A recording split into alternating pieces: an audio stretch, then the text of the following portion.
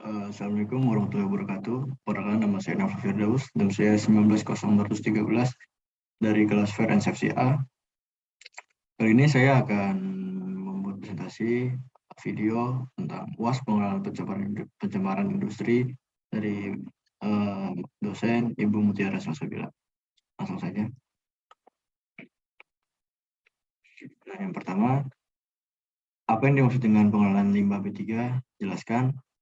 Pengelolaan limbah B3 adalah rangkaian kategori yang mencakup penyimpanan, pengumpulan, dan pemanfaatan pengangkutan dan pengolahan limbah B3 termasuk penimbahan hasil pengelolaan tersebut. Sebutkan dan jelaskan karakteristik limbah B3. Yang pertama ada mudah meledak. Limbah yang pada suhu dan tekanan standar dapat meledak karena dapat menghasilkan gas dengan suhu tekanan tinggi lewat reaksi fisik atau kimia sederhana. Lalu ada mudah menyala, yaitu limbah yang dapat terbakar karena kontak dengan udara, nyala, api, air, atau bahan lainnya, meski dalam suhu tekanan standar. Lalu pengoksidasi, limbah yang dapat melepaskan panas karena reoksidasi sehingga menimbulkan api saat bereaksi dengan bahaya lainnya. Lalu bahaya harmful, itu limbah berbahaya adalah limbah yang baik dalam fase dapat mencair maupun gas yang dapat menyebabkan bahaya terhadap kesehatan sampai tingkat tertentu. Nanti kontak inhalasi ataupun oral inhalasi itu terhirup. Korosif itu menyebabkan iritasi pada kulit atau bisa disebut dengan karatan. Bukan karatan ya, korosif itu cairan. Beracun itu limbah mengandung zat yang bersifat racun bagi makhluk hidup. Lalu sebutkan dan jelaskan kategori limbah B3. Yang pertama ada limbah B3 dari sumber spesifik. Segala macam limbah berbahaya yang berasal dari kegiatan utama industri dapat dikategorikan dari sumber spesifik. Lalu yang kedua ada limbah B3 dari sumber tidak spesifik. Limbah ini bukan berasal dari kegiatan utama industri atau melainkan dari kegiatan seperti pemeliharaan, alat, pencucian, pengemasan, pemeliharaan kerak. Lalu ada limbah B3 yang sudah kadaluarsa, itu adalah tumpah dan bekas kemasan B3. Sebutkan dokumen yang dibutuhkan sebagai kelengkapan persyaratan dan tata cara permohonan penertiban izin lingkungan dalam hal pengelolaan limbah B3. Sini ada persetujuan. Pertama ada persetujuan lingkungan melalui penyusunan AMDAL dan uji kelayakan AMPAL. Lalu perubahan persetujuan lingkungan melalui Anindum, AMDAL, dan RKL, RPL. Persetujuan lingkungan RKL dan UPL. Lalu perubahan persetujuan lingkungan atau perubahannya itu kepemilikan. Lalu yang terakhir ada persetujuan lingkungan melalui penyusunan formulir URL dan UPL. Pemeriksaan formulir URL dan UPL. Terus lalu ada nomor 5, sebutkan dan jelaskan fasilitas yang dibutuhkan dalam penyimpanan limbah B3 berdasarkan kategori dan sumbernya. Yang pertama, fasilitas penyimpanan limbah kategori 1 dan kategori 2 dari sumber tidak spesifik. Kategori 2 itu dari spesifik umum. Yang pertama ada bangunan, tangki, atau bisa kontainer, lalu silo. Fasilitas penyimpanan limbah kategori 2 spesifikasi khusus, yaitu bangunan, silo, tempat tumpukan limbah, atau bisa kita sebut waste field, lalu ada waste impoundment. Lalu sebutkan fasilitas penimbunan limbah B3. Fasilitas yang pertama adalah penimbunan akhir kelas 1 dan 2, 3. Lalu kita buat sumur injeksi, penempatan kembali di area bekas tambang, dan tiling. Dan terakhir fasilitas penimbun limbah B3 lain selain perkembangan iptek. Sebutkan dan jelaskan metode pengolahan limbah B3. Yang pertama ada pengolahan limbah dapat dilakukan secara kimia, fisika, atau biologi. Yang pertama ada stabilisasi. Proses ini penambahan suatu zat dan dicampur dengan limbah untuk minimalkan kecepatan limbah untuk mengurasi toksisitas dari limbah. Atau insinerasi itu pembakaran untuk memperkecil volume B3. Saat pembakaran itu pengontrol agar gas beracun tidak mencemari udara. Lalu bioremediasi penggunaan mikroorganisme untuk mengurai limbah. Ini untuk biologi. Dan ini penyimpanan limbah B3 berdasarkan jenis dan waktu maksimal penyimpanannya. Untuk 50 kg per hari itu waktunya 90 hari, kurang dari 50 kg per hari, hari pertama itu 190 hari, lalu kurang dari 50 kg per hari itu 360 hari, serta spesifik khusus yang ada keterangannya itu 1, 2, 3, itu sampai 265 hari. Lalu Tuliskan dan jelaskan fasilitas penyimpanan limbah B3 berupa bangunan. Oke. Yang pertama di sini ada bangunan, itu kategorinya 1. Kategori 2-nya spesial sampai khusus, itu tangki 2, silo, penumpukan, waste, dan bentuk lainnya. Di sini yang berbeda adalah penumpukan. Di kategori pertama dia tidak di checklist, serta tidak spesial, serta tidak umum. Dan waste itu tidak sama seperti penumpukan, tidak ada kategori khususnya. Nah, berikut jelaskan waktu penyimpanan limbah B3 berdasarkan kategori limbah B3 dan jumlah B3 hasil B3 yang dihasilkan. Yang pertama adalah kategori 1 kurang dari 50 kg per hari itu 180 hari. Kategori 2 kurang dari 50 kg per hari itu 360 hari. Lalu kategori 3 itu kurang dari 50 kg per hari adalah 360 hari. Nah, sini sebutkan periode pelaporan pada tiap tahapan pengelolaan limbah B3 dalam bentuk tabel. Oke. Yang pertama ada pengelolaan limbah B3, yaitu penyimpanan. Untuk pelaporannya disimpan dengan perlakuan khusus sebelum diolah, dan penyimpanan dilakukan dengan sistem blok terdiri dari atas 2x2 kemasan. Lalu pengumpulan. Pengumpulan ini tentang karakteristik limbah fasilitas perlengkapan laboratorium, pengulangan, kecelakaan maupun lokasi. Lalu ada pengangkutan terkait dengan pemberian label, analisa karakteristik limbah, pengemasan khusus terkait daur ulang, dan perolehan kembali serta penggunaan kembali limbah B3. Pemanfaatan terkait daur ulang, perolehan kembali, dan penggunaan limbah B3. Nah, sini adalah mekanisme perizinan pengelolaan limbah B3 disertai dengan waktu pada setiap tahapannya.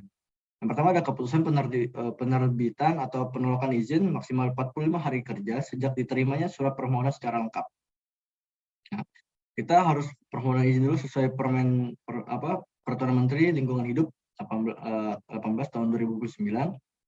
Lalu kita harus melengkapan administrasi, lalu dievaluasi kelengkapan administrasi tersebut. Yang pertama ada dokumen administrasi dan teknis. Nah, sebelum dievaluasi teknis ada kegiatan opsional bila diperlukan. Yang pertama ada evaluasi teknis. Jika ada evaluasi itu berarti kita harus diperbaiki teknisnya. Lalu verifikasi lapangan, terus kita review teknis, serta jika evaluasi teknis tidak diterima, ada penolakan izin di sini.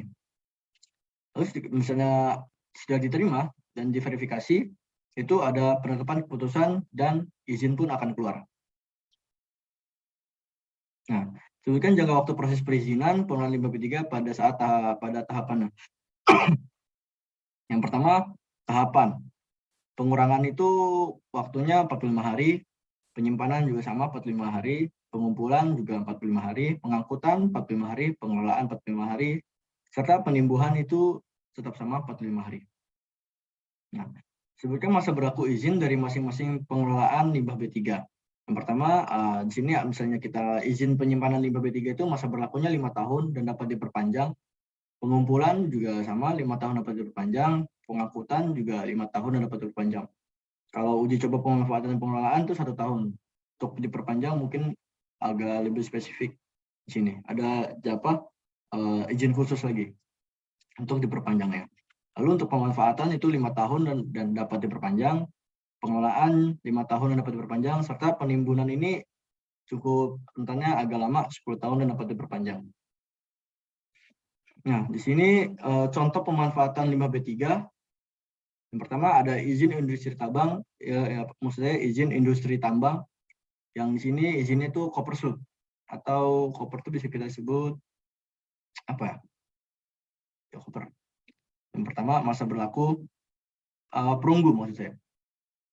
Masa berlaku ini salah satu bahan produksi semen. Lalu industri pearl itu izinnya sludge IPAL, atau kita bisa itu bahan substitusi pembuatan batu beton. Oli bekas itu bisa dari bahan bakar, itu menjadi bahan bakar alternatif.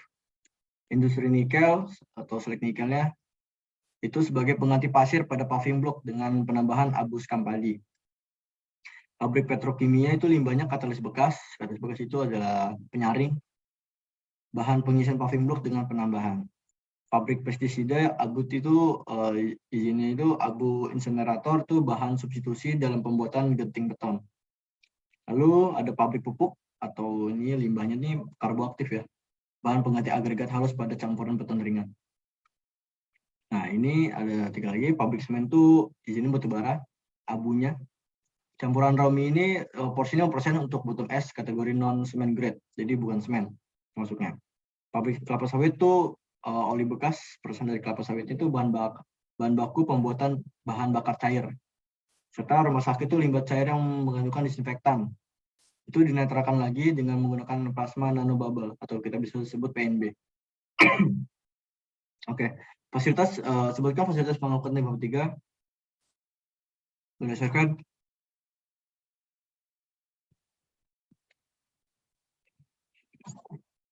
itu informasi yang harus ada pada kendaraan, pengangkutan serta gambar.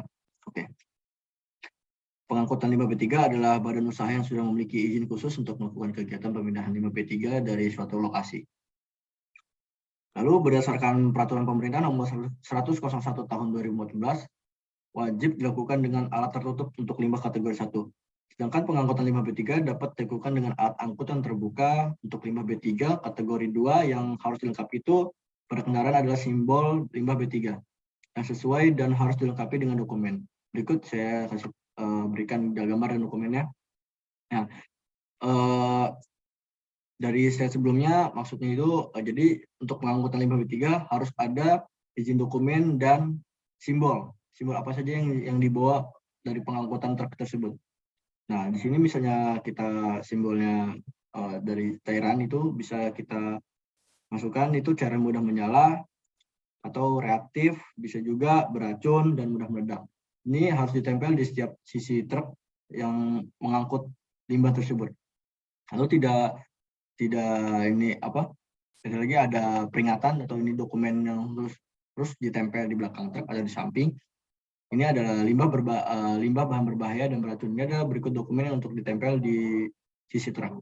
Untuk penghasilnya di PT apa, alamat penghasilnya itu apa, telepon, nomor penghasil yang sudah ditetapkan perizinan, tanggal pengemasan tanggal berapa, jenis limbahnya itu mungkin kita bisa sebut jenis limbah cairan, kode limbahnya yang sudah diperizinan, jumlah limbahnya ada berapa, dan sifat limbah, serta nomor izin keluarnya.